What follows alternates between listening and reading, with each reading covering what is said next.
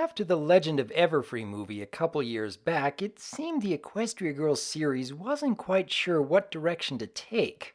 They came up with a few specials in 2017, along with a whole host of animated shorts over the years, but with Forgotten Friendship, it finally feels like they're going back to a film format, complete with a more interesting story in my opinion. Granted, having all your friends forget who you are and struggling through a conflict of rediscovering your bonds has been done many, many times in various forms of media before, and to be honest, I was worried the MLP staff were going to go through many of the same motions. But I was genuinely surprised with a few twists they threw into the story, which really got me invested into Equestria Girls again. At least some of the time anyways. Let's start with a few of the negatives. It is quite clear right from the get-go that this brand new character, Wallflower Blush, is the real culprit. And having Trixie around showing off her ego is obviously just a red herring to throw off Sunset Shimmer as well as the audience. The way everyone treats Wallflower, especially Sunset and the rest of the main six, seems a little off from their other appearances in order to just make the story work. The opening musical segment doesn't seem to add that much aside from an excuse to show flashbacks to their other films, and is quickly forgotten as soon as it ends. By now the characters have gotten so used to their roles that there seems to be little point to having them in every scene except for the fact that they're all friends and they need to be in every scene. So there's plenty of dialogue being put in just for the sake of making sure that each character has something to say, and it is a little distracting at times. But hey, this is a regular occurrence within the EQG series. However, there was quite a bit more that I enjoyed with this special than I initially expected. First off, I thought that Sunset confronting Trixie was just to make her feel bad so she'd end up moping around for a while until discovering the true culprit.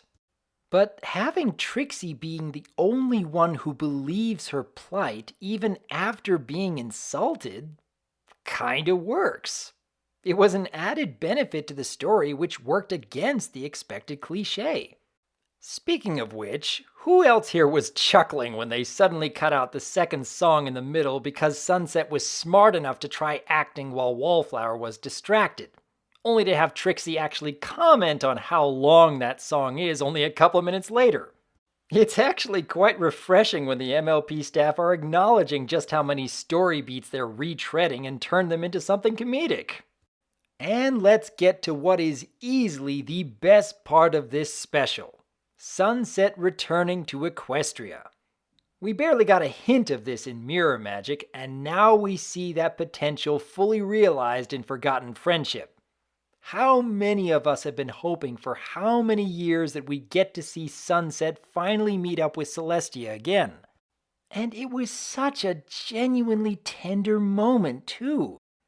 Part of me wishes they could have spent more time having these two interacting, but another part of me really appreciates seeing how Celestia is willing to forgive and move on so quickly after seeing Sunset. And it's not just for the sake of fan service either. Having Wallflower be motivated by hate against Sunset's past actions and wanting to see her pay for them long after she and her friends have moved on was actually a bit of subtle connection to Sunset's meeting with Celestia. Because, as we see later on in this same special, there are still moments when Sunset's old tendencies come to the surface, where her pride and anger gets the better of her, and it takes Trixie of all people to remind Sunset of her flaws. I know it's not the entire motivation behind Wallflower's actions, but it still made both her and Sunset's conflict in the story 10 times more interesting than anything I saw in Friendship games or Legends of Everfree. I know there's been plenty of fans who worry that the main six perhaps forgive villains too quickly, like Sunset here. And this is an example of an antagonist who wishes for a world where people could forget those who treated others horribly, keep them shunned and alone. There's a lot you can ponder from circumstances like that. especially when we can see both what Sunset has accomplished since her reformation, as well as the fact that she hasn't completely gotten past those old tendencies that got her into trouble in the first place. So, yeah, Forgotten Friendship turned out a lot better than I expected. Despite a setup that's been done to death in so many other stories, the MLP staff still managed to bring in some interesting twists that really got me thinking. Some added commentary on their own cliches was a nice bit of comedy, and having Sunset meeting Celestia be more than just for the sake of fan service was a real treat.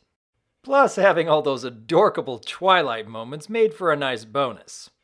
I may have lost a lot of interest in the Equestria Girls series ever since they shifted their focus to releasing dozens of animated shorts as of late, but if they make more specials like Forgotten Friendship, I will most certainly be coming back for more. But what did you think? Given all the previous films, shorts, and specials, how does this entry hold up to all the others in the series? What are your thoughts on how they handled Wallflower's motivations and Sunset's conflict?